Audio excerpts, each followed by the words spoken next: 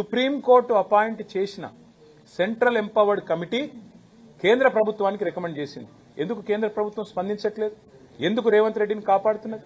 అట్లాగే ప్రధానమంత్రి నరేంద్ర మోడీ గారు తెలంగాణకు వచ్చిన ప్రతిసారి చెప్తారు ఇక్కడ ఆర్ఆర్ ట్యాక్స్ అమలవుతుంది అంటారు.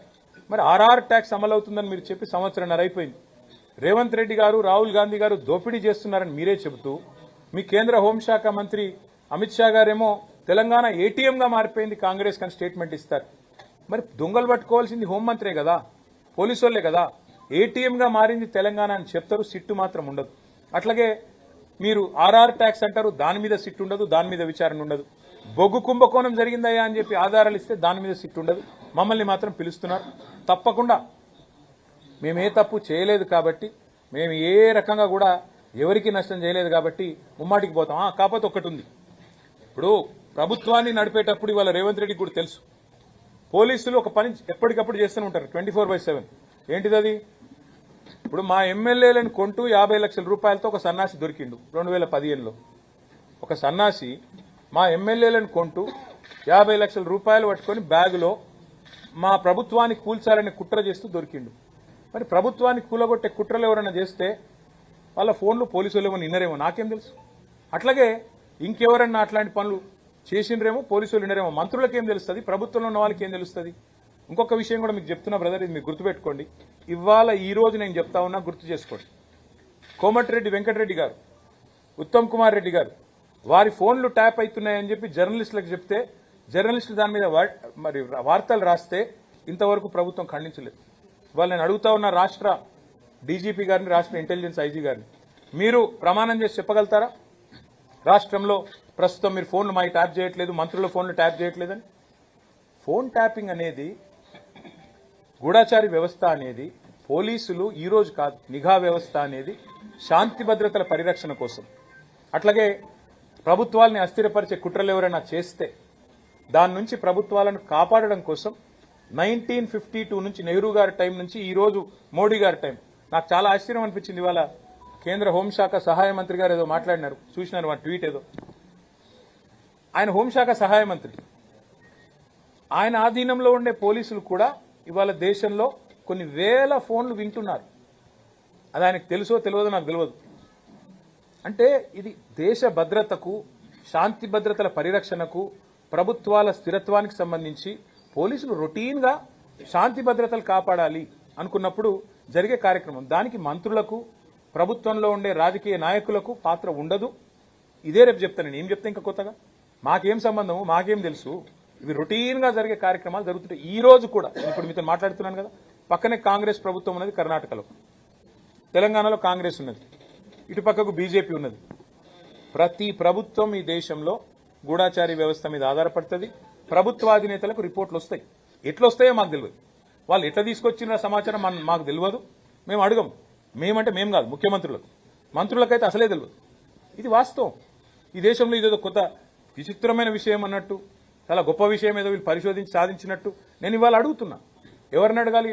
సిట్ ఎవరిని పిలవాలి? నిజానికి గతంలో ఇంటెలిజెన్స్ ఐజీగా పనిచేసి ప్రస్తుతం డీజీపీగా ఉన్న శివధర్ రెడ్డిని పిలిచినరా? గతంలో టీఆర్ఎస్ ప్రభుత్వంలో ఇంటెలిజెన్స్ ఐజీగా మొదటి ఇంటెలిజెన్స్ ఐజీ ఎవరు? ఇవాళ డీజీపీ శివధర్ రెడ్డి గారు. ఆయనకు తెలుస్తుంది ఎవరు ఫోన్లు ట్యాప్ చేసినా, మాకేం తెలుస్తుంది? గతంలో డీజీపీగా పనిచేసిన మహేందర్ రెడ్డి గారికి తెలుస్తుంది.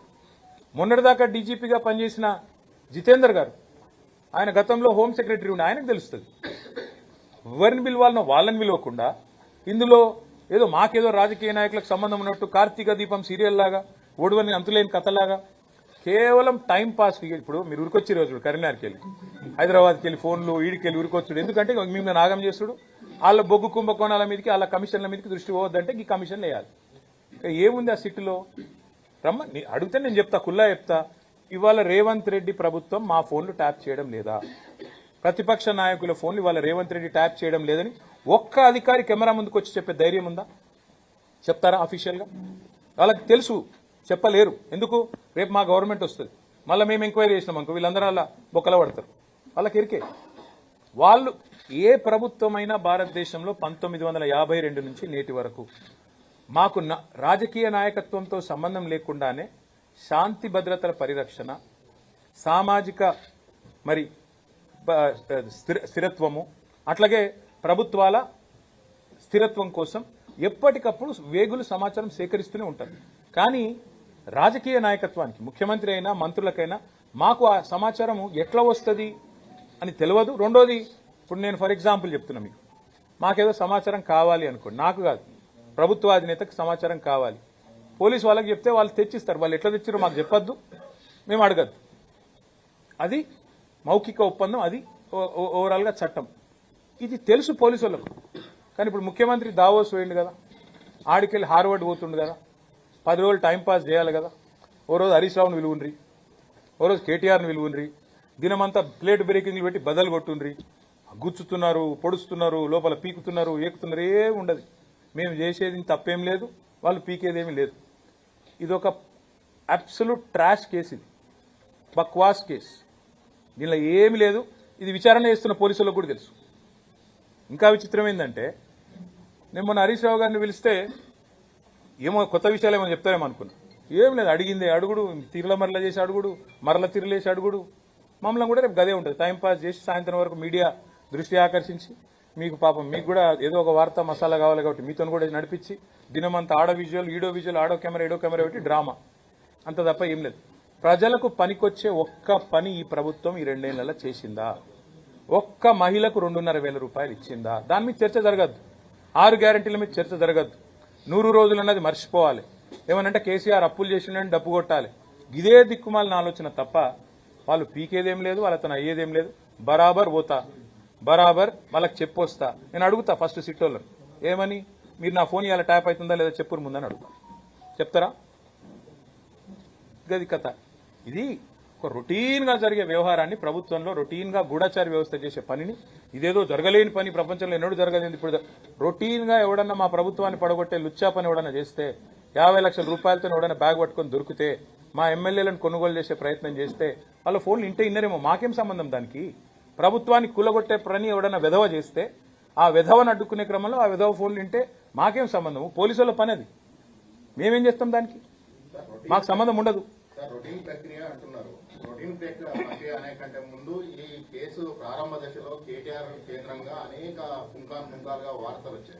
ఎవరిచ్చినారు వార్తలు? సిరిసిల్లలో ఒకటి, ఇక్కడ సర్వర్ పెట్టారు, ఇక్కడ ఒకటి ఆఫీస్ పెట్టారు, అక్కడ అంతా పెట్టారు, అంతే కేటీఆర్ సంసంధానం జరిగిందని చెప్పేసి సోదర ఒక్క మాట అడుగుతా. ఒక్క నిమిషం సోదర, ఒక్క మీరు అంటున్నారు కదా, అంటే మీరు అడిగేది ఇక్కడ పెట్టారు. నేను చెప్తాను సోదర, ఒక్క మాట చెప్పండి. మీరు నాకు 2 ఏళ్ళు అయింది కేసు ప్రారంభించి, ముంగడు చూడాలన్నా ఆయన అందంగా ఉన్నాడని అడుగు. ఇప్పుడు 2 ఏళ్ళు అయింది కేసు విచారణ ప్రారంభించి, 2 ఏళ్ళు అయింది కదా. ఇప్పుడు తమ్ముడు ఒక మాట అన్నాడు, పుంకాలుగా కథనాలు వచ్చినాయి. ఎక్కడికి వెళ్ళి వచ్చినాయి? ఎవరన్నా ఒక అధికారి అఫీషియల్గా ప్రెస్ మీట్ పెట్టిండా? ఎవరన్నా మంత్రి అఫీషియల్గా మాట్లాడిండా? ఎడికెళ్ళి వస్తున్నాయి ఇవన్నీ? ఎడికెళ్ళి వస్తున్నాయి? లీకులు తప్ప. ఇట్లయిందట, అట్లయిందట, అదిగో పులి ఇదిగో తోక. ఒక్కటంటే ఒక్క ప్రెస్ మీట్, ఒక్కటంటే ఒకటి అధికారిక వార్త ఏదైనా వచ్చిందా? సీఎంఓల నుంచి లీకులు. గతంలో అప్పుడు సినిమాలో గ్రీకు వీరుడు అని పాట ఉంటుంది, అట్లా రేవంత్ రెడ్డి పేరు లీకు వీరుడు అని పెట్టాలి. లీకులు తప్ప. పీకింది ఏంది నువ్వు? నాకు అర్థం కాదు. 2 ఏళ్ల నుంచి గుంచుతూనే ఉన్నావు. ఎప్పుడు నీకు కొద్దిగా టైంపాస్ కావాలంటే నోటీస్. నేను దావోస్ పోతున్నా, ఎక్కడ మా ఉప ముఖ్యమంత్రి నా మీద కోపంగా ఉన్నాడు, బొగ్గు కుంభకోణంలో ఆయన వాటా నేనేదో కొట్టేసే ప్రయత్నం చేసినా అని, కాబట్టి ఆయన నా కుర్చీ ఏమైనా గుంజుకుంటాడేమో. ఏం చేయాలి? టైంపాస్ చేయాలి. 2 రోజులు నోటీసుల పేరు మీద డ్రామా ఇవ్వాలి. మాకు ఇంకో 2 రోజులకు ఇంకోళ్ళకి నోటీస్ ఇస్తారు. ముఖ్యమంత్రి గారు వచ్చేదాకా టైంపాస్ చేయమని చెప్పిపోయిందట, కాబట్టి టైంపాస్ చేస్తున్నారు. కానీ ఒకటి మాత్రం వాస్తవం, మేము ఏ తప్పు చేయలేదు, కాబట్టి ఏవనయ్యకు భయపడం, అది మాత్రం పక్క. దేశ భద్రత కోసం, రాష్ట్ర భద్రత కోసం ఫోన్ ట్యాపింగ్ చేస్తే చేయొచ్చు, కానీ కొంతమంది కుటుంబ సభ్యుల సోదర ఇండియన్ టెలిగ్రాఫ్ యాక్ట్ అని ఒకటి ఉంటుంది. నేను మీడియాతో కూడా నా ప్రార్థన, ఇది ఫోన్ ట్యాపింగ్ అనేది ప్రభుత్వాలు చేయవు, పోలీస్ వ్యవస్థ చేస్తుంది. ఆ పోలీస్ వ్యవస్థ కూడా చట్టానికి అనుగుణంగానే చేస్తుంది. ఏమన్నా చట్టం వ్యతిరేక కార్యక్రమాలు ఏమైనా జరిగితే చెప్పమనండి ఏం జరిగిందో.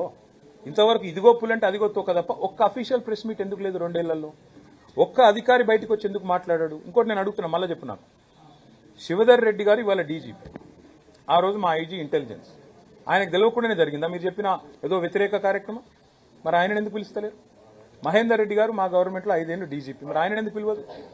ఓన్లీ పొలిటికల్ లీడర్లు ఎందుకు టార్గెట్ చేస్తున్నారు?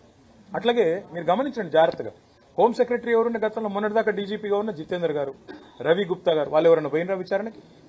మరి ఏం జరుగుతుంది ఈ రాష్ట్రంలో? రాజకీయ వేధింపులు, రాజకీయ హరాస్మెంట్ తప్ప ఈ విచారణలో ఏముంది? ఏమన్నా విషయం ఉంటే ఈ పాటికే నానా యాగి చేయబోతున్నారు రేవంత్ రెడ్డి. ఆలోచించండి మీరు కూడా. ఎన్ని రోజులు పడిపోతారు ఈ టాక్టిక్స్ మీ మీడియా కూడా? అధికారంలో ఉన్నప్పుడు చేసిన తప్పులకు సమాధానం చెప్పుకోలేక రోజొక కొత్త అంశంతో తెర మీదకి అటు హరీష్ రావు ఇటు కేటీఆర్ వస్తున్న పరిస్థితి. కేటీఆర్ జిల్లాల అంశమైతే హరీష్ రావు కోల్ అంశమని, ఇవి లేని అంశాలను తెర మీదకి తెచ్చి అటు కోల్ స్కామ్లో ఏదో జరిగిందని చెప్పి ప్రజల్ని మభ్యపెట్టి తనకిచ్చిన నోటీసుల్ని డిఫెన్స్ చేసుకోవడానికి హరీష్ రావు తిప్పలవాడుతుంటే, ఇంకొక వైపు కేటీఆర్ జిల్లాల ప్రస్తావన తెచ్చి లేని జిల్లాల ప్రతిపాదనను తెర మీదకి తీసుకొచ్చి సెంటిమెంట్ రగిల్చేదో లబ్ధి పొందాలని, దాంతోపాటు వచ్చే నోటీసులకు ఇది మేము పోరాడుతున్నాం కాబట్టి మాకు నోటీసులు ఇస్తున్నారని చెప్పి ఒక బుకాయించే ఒక ఎత్తుగడతో బావబామర్దులు ముందుకు పోతున్నా సరే, మీరు ముఖ్యమంత్రి గారి ట్రాప్లో పడ్డరనే అంశం మీకు తెలియకపోవడం అనేది విచారకరం. అది కేసీఆర్ మీకు చెబుతుండో లేదో, లేదంటే జరుగుతున్న పరిణామాలను మీరు నిశితంగా గమనిస్తే మీకు మీరుగా స్వీయ రక్షణ కోసం మీరు చేసే తప్పులతో కూడిన ఎత్తుగడలు మిమ్మల్నే రాజకీయ పతనం వైపు నెడుతున్న పరిస్థితి మీకు అర్థమవలసిన అవసరం ఉన్నది. ప్రత్యేకించి కేటీఆర్ జిల్లాల ప్రతిపాదన అనేది ఆయనకు దగ్గరున్న 2-3 లీడర్లతో అని చెప్పి మీ జిల్లా ఎత్తేస్తారట, మీ జిల్లా ఎత్తేస్తారట, మీ జిల్లా ఎత్తేస్తారట అనే ఉద్దేశాన్ని తెర మీదకి తెచ్చి రాబోయే ఎన్నికల్లోనూ తన మీద జరుగుతున్న ఈ నోటీసుల తంతుతోనూ తప్పించుకోవాలని చూస్తున్నాను. మున్సిపల్ ఎలక్షన్స్ లక్ష్యంగా ఈ జిల్లాల మూవ్మెంట్ చేద్దామని ఒక ఆలోచనతో వచ్చింది వాళ్ళు. కానీ వాస్తవానికి జరిగింది ఏంటిది? జిల్లాల అంశంలో ఒక రిటైర్డ్ జడ్జితో, ఒక స్టాంటిటీతో, సైంటిఫిక్ అప్రోచ్తో చేస్తే ఎలా ఉంటుంది అని ఒక కమిటీ వేద్దామని ఆలోచన చేసింది. కానీ సికింద్రాబాద్ జిల్లా తీస్తారని, లేకపోతే నారాయణపేట జిల్లా తీస్తారని, లేకపోతే గద్వాల జిల్లా తీస్తారని, ఎక్కడికక్కడికి 33 జిల్లాలు తీసేస్తారని ఈ 3-4 ప్రచారం చేసుకుంటూ తిరగడాన్ని ప్రజలు నమ్మట్లేరు. ప్రత్యేకించి ఇది మున్సిపాలిటీల్లో ఎక్కువగా దీని వల్ల లబ్ధి చేకూరుతుందనే ఒక ఎత్తుగడతో ముందుకు పోబోయి బోర్లా పడ్డవైనా మనం ఆలోచించాల్సిన అవసరం ఉంది. కాబట్టి అలా అధికారం ఇస్తే అందరూ దొంగలుగా మారడం అనేది కేసీఆర్ కుటుంబానికే ఇది సాధ్యమైంది. మొన్న హరీష్ రావు అయితే ఇలా కేటీఆర్, రేపు ఇంకా కేసీఆర్ అవుతాడో ఇంకెవరైతాడో కూడా చెప్పలేని పరిస్థితి ఉన్నది. కాబట్టి మళ్ళీ దీనికి ఈ రంగులు పూస్తారు. ఏది మన మేము ప్రశ్నించే నాయకులం కాబట్టి మా మీద కక్ష సాధింపు చర్యలు చేస్తుండ్రు, ఎన్ని నోటీసులు ఇచ్చినా ఏం చేసినా మేము పట్టించుకోము అని. ఈ 5 సంవత్సరాల కాలం మీకు నోటీసులు ఇచ్చినా కూడా మీరు సమాధానం చెప్పుకోలేని తప్పులు చేయడం అనేది దురదృష్టకరం. చూడాలి మిమ్మల్ని మీరు ఎట్లా కాపాడుకుంటారో, ప్రజలు ఇంకా మిమ్మల్ని ఎట్లా నమ్ముతారో. ఇది ఒక అంతులేని కథలాగా మీ యొక్క ఈ డ్రామాలన్నీ నడుస్తాయనే విషయం గుర్తుపెట్టుకుంటే మంచిది. అన్నిటికంటే ముఖ్యంగా తెలంగాణ ప్రజలు నమ్మి మీకు అధికారం ఇస్తే వాళ్ళ పట్ల వ్యవహరించిన తీరు, ఫోన్ ట్యాపింగ్ కానీ ఇతరత్ర ఎందుకో ఆ ఫోన్ ట్యాపింగ్ అనేది మీకు ఏం అవసరం వచ్చిందో, దేని కొరకు, ఎన్నికల్లో గెలవడానికి ఫోన్ ట్యాపింగ్, వ్యక్తులను బెదిరించడానికి ఫోన్ ట్యాపింగ్, రాజకీయంగా బలపడడానికి ఫోన్ ట్యాపింగ్, మీకు వ్యతిరేకంగా చేయకుంటుండడానికి ఫోన్ ట్యాపింగ్, ఇన్ని రకాల వివిధ కుటుంబాలకు సంబంధించిన అంశంలో కూడా చేసిండ్రు అని ఒక చర్చ వస్తున్నది. ఇలాంటివన్నీ కూడా తెలంగాణ ప్రజలు జీర్ణించుకోలేకనే మిమ్మల్ని అధికారం కోల్పోయినప్పటికీ కూడా ఇంకా మీకు ఆ తరహా అహంభావపూరిత ధోరణిని మీరు వదులుకోలేకపోవడం అనేది మీ భావదారిద్ర్యం. డెఫినెట్గా ప్రజలు మీ పట్ల అప్రమత్తంగా ఉండాలని చెప్పి ప్రజల్ని కోరుతున్నారు. ఎందుకంటే వీళ్ళు చెప్పే మాటలు వినొద్దు, నమ్మొద్దు తెలంగాణ సమాజం అని చెప్పి తెలియజేస్తున్నారు.